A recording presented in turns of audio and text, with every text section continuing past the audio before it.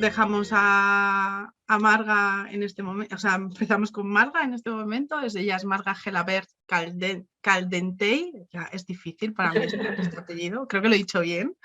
Sí, lo has dicho bien. Eres educadora social y nos traes otro temazo también súper interesante, también tenía muchísimas ganas de escucharlo y de aprender y romper un poco, porque seguro que nos vas a contar muchas cosas que nos van a romper muchos esquemas. Y bueno, pues ella nos trae la tertulia sobre neoliberalismo sexual, consumiendo cuerpos. Y nada, pues el espacio es tuyo en este momento. Muchas gracias. Bueno, voy a compartir pantalla. Sí, vale. Bueno, un poco la motivación por la que elegí este tema. No sé si os pasa un poco a vosotros, pero yo me di cuenta que hay como un discurso general, sobre todo en la gente joven, en mi entorno, de que ya somos libres sexualmente y eso se traduce en follo mucho y con muchas personas, ¿no? No sé si a vosotros os pasa un poco esto en vuestro entorno.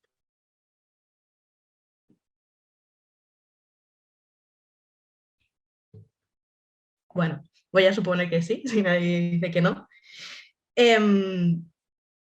Claro, cuando hablo de neoliberalismo, muchas veces se habla de prostitución o de pornografía, y en mi caso no voy a hablar tanto de esto, sino cómo este neoliberalismo sexual se traduce a las relaciones, ¿no? A ver. ¿De qué vamos a hablar? Vamos a hacer un poco de recorrido histórico de los modelos sexuales desde una mirada occidental, desde el siglo XIX hasta la actualidad. ¿Qué pasó en el siglo XX para llegar al modelo actual? Vamos a hablar de amor libre en la sociedad actual, de neoliberalismo sexual, de la prohibición constante del sexo en nuestra sociedad y de cómo cuidar las relaciones. Bueno, primero de todo, ¿qué es un modelo sexual?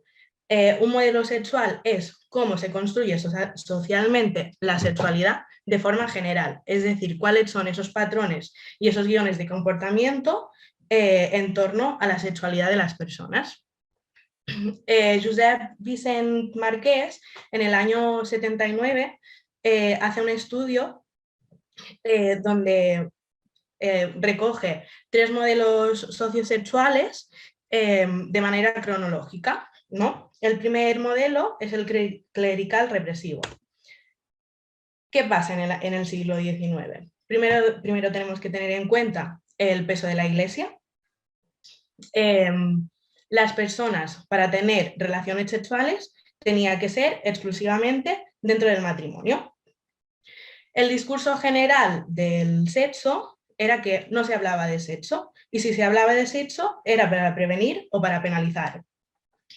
En el caso de la imagen sexual del hombre y de la mujer, del hombre era muy impetuosa y desbordante, era como algo que se tenía que controlar, y la mujer no tenía sexualidad, era una persona asexual. Lo único que tenía era capacidad reproductora, tenía un útero con capacidad de quedarse embarazada y dar hijos fruto de ese matrimonio. La prostitución y la masturbación se ven como una vía de escape para los hombres, no para las mujeres, obviamente, y la homosexualidad se considera como un pecado capital. En ese momento, aunque la pornografía estaba prohibida, sí que había distribución irregular. Este modelo es en el siglo XIX, pero he de decir que en el caso de España, este modelo sexual lo podemos ver perfectamente en la época del franquismo, que en este caso empieza en los años 40 en España. Vemos un retraso importantísimo a nivel general y a nivel español.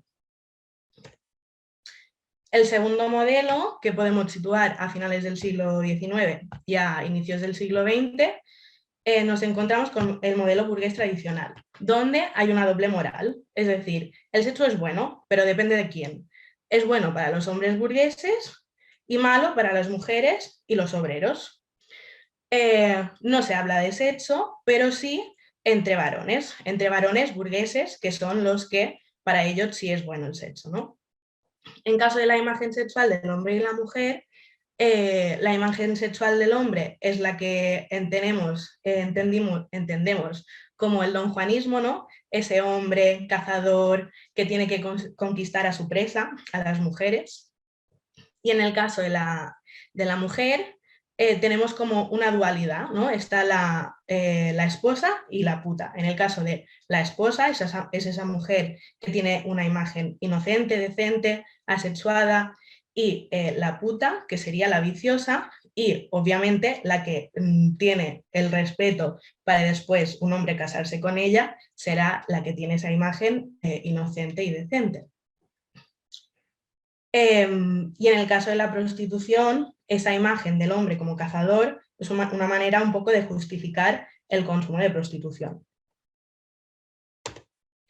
No sé si habéis visto esta serie, pero me recuerda un poco a este modelo que hemos explicado ahora. No sé si habéis visto The Bridgerton, pero se ve muy bien reflejado cómo era la sexualidad en esa época.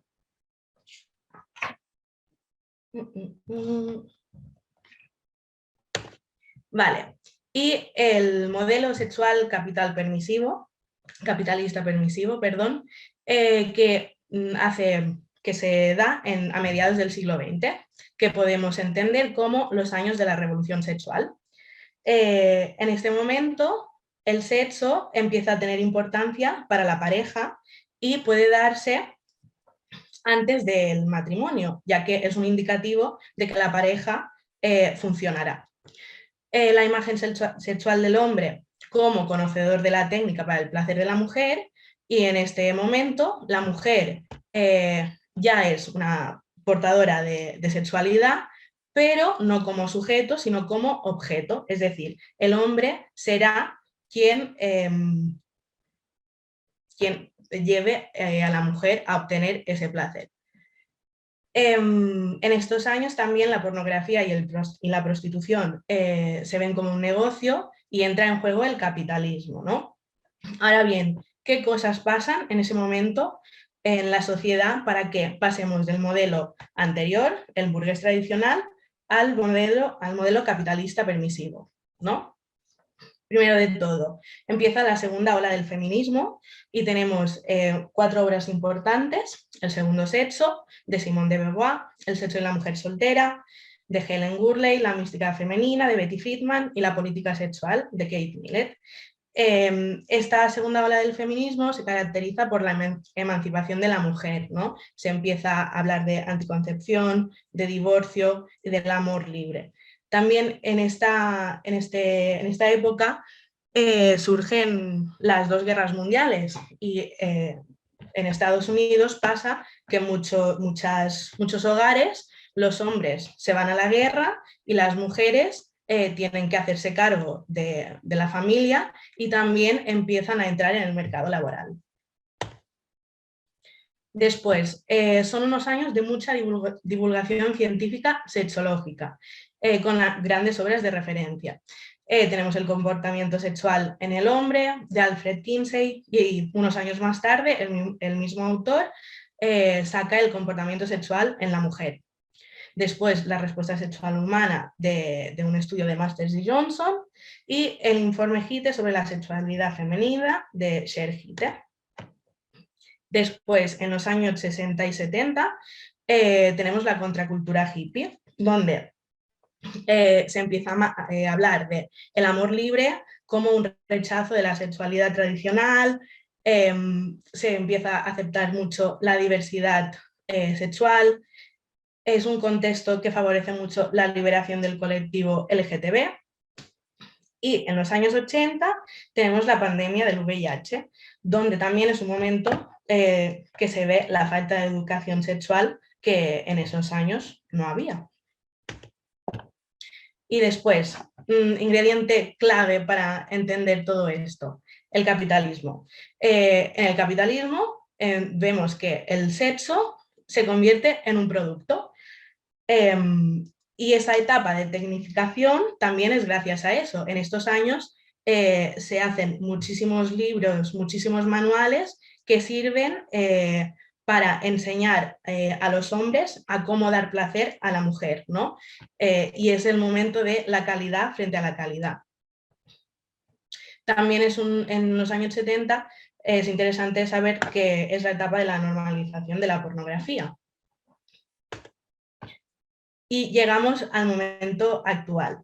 Estos estudios hemos dicho que se dan en el año 80, estamos en el siglo XXI, vamos a ver qué diferencias hay en la sociedad actual y qué cosas tendríamos que añadir a este modelo. Y mi pregunta es, ¿qué ha pasado con este amor libre, ¿no?, que se habla en estos últimos años?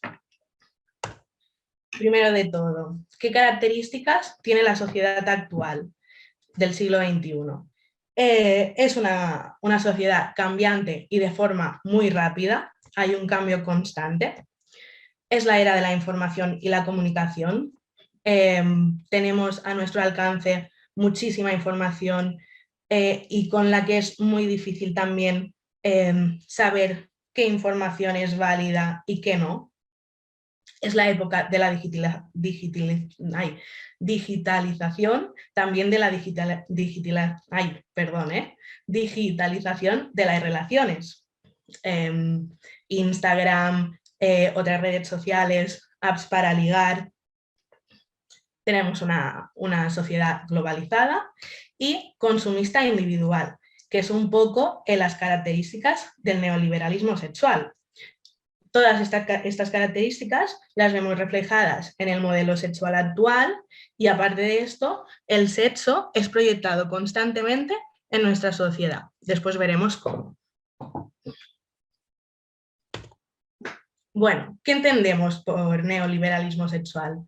El neoliberalismo sexual es la mercantilización de la vida y las personas y por ende de los cuerpos. Puede haber un intercambio monetario, una lógica económica, como sería el caso de la prostitución, la gestación subrogada y la pornografía, y después, si no hay una lógica económica, podemos hablar de cómo las personas consumimos cuerpos. Aunque no haya esa lógica económica, los patrones son los mismos, es decir, hay un patrón de consumo y un patrón desde la individualización, desde el yo y lo mío. Vamos acumulando experiencias sexuales, lo importante es follar mucho y con muchas personas, ¿no? Un poco lo que decía al principio de qué era lo que me había motivado a elegir este tema. Poliamor neoliberal. Hoy en día vemos cómo se ha contaminado la idea del poliamor. Brigitte Vasallo habla de que el poliamor que se vende hoy en día es un estilo relacional desde el individualismo y la superioridad moral, en el cual no se tienen en cuenta los cuidados hacia la otra persona y por este motivo vamos dejando cadáveres emocionales por el camino. Y destaco, ¿no?, con letras mayúsculas, esto no es poliamor. Os voy a poner un trocito de un vídeo que explica un poco mejor que yo creo por qué esto no es poliamor. De muy atrás y se veía desde esta persona. Un momento.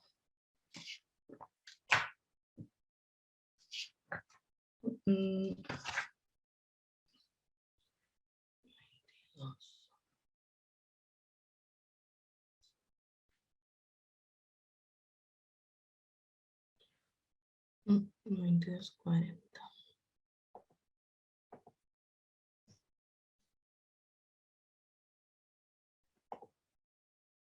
¿Lo veis el vídeo? Si no. Orienta estoy yo para echarme otras dos. Precisamente esta última frase es muy cierta porque la gente hace una lectura muy sencilla y muy superficial de lo que son las relaciones poliamorosas. Tú dices, una novia, echo 3 polvos a la semana, 4 novias, pues voy a echar por lo menos 5. Y ya está, entonces tiras por el más es más, haces matemática básica, haces un mínimo común múltiplo y estás con todo el mundo a la vez hablando por el WhatsApp, tonteando, lo otro, porque eres poliamoroso, estás sexualmente liberado y tienes derecho a vivir los vínculos interpersonales de la manera en la que a ti te conviene y te parece bien. ¿Qué pasa? Que hay más gente, hay más gente. ¿Te has parado a pensar que si tú tienes 4 novias tienes 4 relaciones, cada una de ellas de 4 personas. Esto es exponencial, esto es multiplicar, no es sumar. Si tú tienes 4 novios, tienes que gestionar con cada uno de ellos los problemas que ya tendrás de por sí con cada uno de ellos, con la responsabilidad afectiva óptima para llevar adelante cada uno de esos vínculos. Y en estos vínculos seguramente afecte el hecho de que tienes otros 3 novios en cada caso. ¿Se entiende lo que digo? Es un árbol. Es jodido y requiere un nivel de compromiso a nivel afectivo, a nivel emocional, a nivel físico y psíquico que no sé yo si la gente está preparada para afrontar en un mundo en el que te educan a no hablar las cosas con tu pareja, sino esperarte a bajar al bar y a despotricar de ella con tus amigos, que ni les va ni le viene el asunto, pero son los colegas. No soy yo nadie para cuestionar lo que hace cada cual en su casa y podéis hacer lo que os dé la gana. Pero por favor, tened en cuenta que una relación, cualquier relación que se precie, tiene un grado de compromiso y un grado de, digamos, involucramiento emocional afectivo.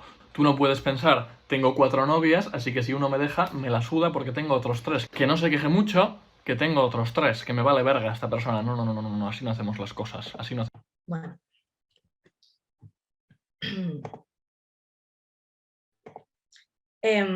Perdón. Si alguien quiere interesarse un poco realmente de lo que es el poliamor, he puesto esta página de Instagram, que es Sandra Bravo, que es divulgadora y terapeuta y tiene una página muy guay donde podéis informaros de qué es realmente el poliamor. Después, otro temazo, ¿no? Ligar en redes. Instagram, Bumble, Tinder, Grindr. Como decía antes, ¿cómo era la palabra? Ahora no me sale. La digitalización también se ha dado en las relaciones sociales, ¿no? Podemos ligar a través de aplicaciones. ¿Cómo veo yo las aplicaciones de ligar? Pues lo veo como un mercado de ligues potenciales a los que en varios segundos vas decidiendo a partir de una foto si esa persona te parece atractiva o no. Muchas veces nos encontramos actitudes como el ghosting o el breadcrumbing, que son que o dejo de hablar a esa persona, el ghosting, o en el caso del breadcrumbing, doy dando pedacitos de atención a esa persona. ¿Qué pasa? Hay una socióloga, Estela Ortiz, que hace varios años que está estudiando las apps como Tinder, y ella explica que aunque estos tipos de actitudes se den en Tinder, al final somos usuarios, personas humanas, que estamos usando esa aplicación. Por lo tanto, si actuamos de esta manera, es verdad que Tinder acentuará esa forma de actuar, pero lo más probable es que estos comportamientos también los tengamos en las relaciones del día a día y de cara a cara con las personas. Y antes decía también que el sexo es proyectado constantemente, ¿no? Lo vemos en series, películas, programas de televisión, donde el contenido principal, lo que vende de esa serie o de esa película, es el sexo. Lo podemos ver, por ejemplo, en una serie súper famosa que se ha puesto ahora de moda, Élite, donde el 80% del capítulo son escenas sexuales. Y otro caso, por ejemplo, La Isla de las Tentaciones, que el objetivo del programa es que tú le pongas los cuernos a tu pareja. Pero bueno. Después, libros, revistas, en las revistas, consejos para tener una relación sexual de 10, cómo poder tener una imagen más atractiva. Después, ¿por qué he puesto una imagen de juguetería erótica en el caso de las redes sociales?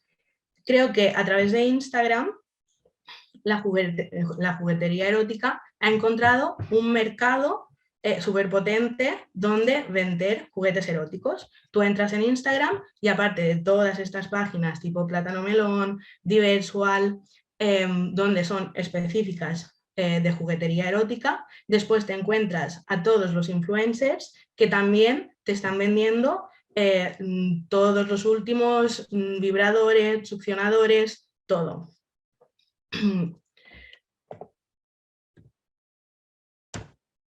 Después, el capital sexual. En todas estas proyecciones que hemos estado hablando, vemos cómo nos están diciendo qué cuerpos son atractivos y qué cuerpos no lo son. Es decir, cuál es el capital erótico que tiene el cuerpo. Este capital erótico irá en función de si encajas en los cánones de cuerpos normativos o no. Y en este caso, tu capital erótico también influirá en si puedes participar o no en todo ese modelo que hemos dicho de amor libre predominante hoy en día. En esto creo que también es muy importante tener en cuenta cómo muchas veces en según qué colectivos o según qué identidades esas personas directamente no tienen ningún capital sexual. Por ejemplo, muchas veces a las personas tullidas con alguna discapacidad física se las ve como personas asexuadas totalmente. O totalmente lo contrario, ver como según qué identidades o colectivos como totalmente promiscuos, ¿no? Donde su comportamiento sexual es súper promiscuo ya directamente por pertenecer a ese colectivo. Bueno, creo que he ido súper rápida porque es que creo que me queda una diapositiva. Perdón, estaba un poco nerviosa. No, me quedan unas cuantas más. Claro, a partir de todo esto que vemos en nuestra sociedad, mi pregunta es, ¿tenemos libertad sexual realmente o se nos está imponiendo desde la exigencia esta libertad sexual? Tenemos tantos inputs sobre sexo que de alguna manera es imposible no plantearte tener relaciones sexuales. Vale, ¿cómo cuidar las relaciones? Primero de todo, creo que es súper importante tener en cuenta que todas las relaciones merecen ser tratadas desde el respeto y la empatía. Y cuando digo todas las relaciones, me refiero a que si yo me acuesto con una persona una noche, en ese momento ya te estás relacionando socialmente con esa persona. Por tanto, esa relación también tiene que ser tratada desde ese respeto y desde esa empatía. Y aquí vienen estas dos palabras, sobre todo la primera, que ahora mismo se ha puesto muy de moda, que es la responsabilidad afectiva, pero yo creo que realmente las personas no saben muy bien qué es la responsabilidad afectiva. ¿Qué es esa responsabilidad afectiva? Es cuidar a la otra persona teniendo en cuenta que nuestras acciones tienen unas consecuencias encima de esa persona. Ahora bien, sin descuidarse a una misma. Y este tipo de relación también tiene que darse desde unas habilidades sociales, desde un modelo asertivo, es decir, que todas estas cosas que nosotros queremos expresar las hagamos de forma adecuada y directa, teniendo en cuenta nuestros propios sentimientos, opiniones y derechos, pero también teniendo en cuenta que la otra persona también tiene unos sentimientos, tiene unas opiniones y tiene unos derechos, y que después esa persona también tendrá derecho a expresar cómo se siente.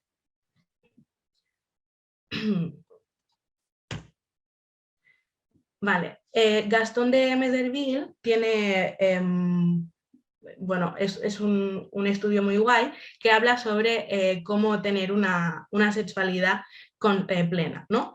Y habla que lo tendríamos que hacer desde tres puntos diferentes. Primero, desde nuestro mundo interior, es decir, de saber cómo me siento y qué es lo que quiero, desde la conciencia, obviamente, teniendo en cuenta que tenemos relaciones interpersonales, es decir, que me estoy relacionando con otra persona y que esta persona a la que estoy involucrando merece el mismo respeto que me estoy dando a mí. Y después nuestras motivaciones, es decir, las motivaciones de las personas que están implicadas, qué es lo que quiero yo y qué es lo que quiere la otra persona. Voy a poner un trocito de, otro trozo del vídeo que he puesto antes que... un momento.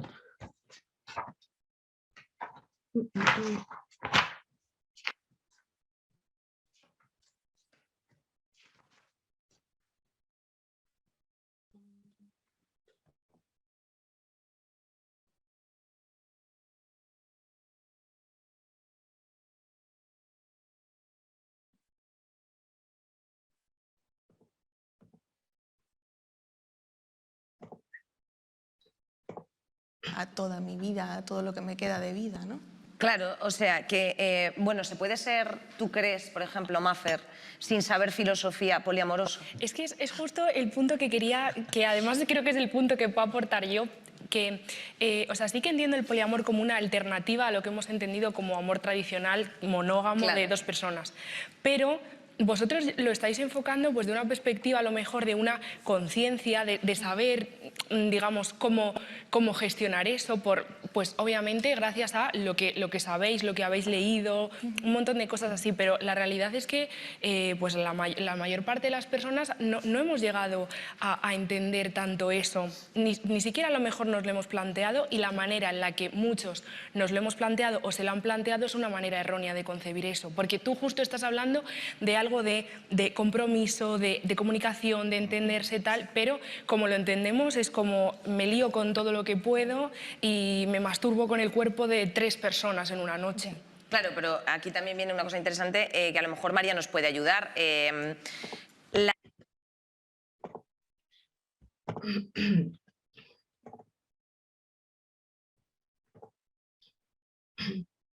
Bueno, ¿por qué he puesto este trocito de vídeo?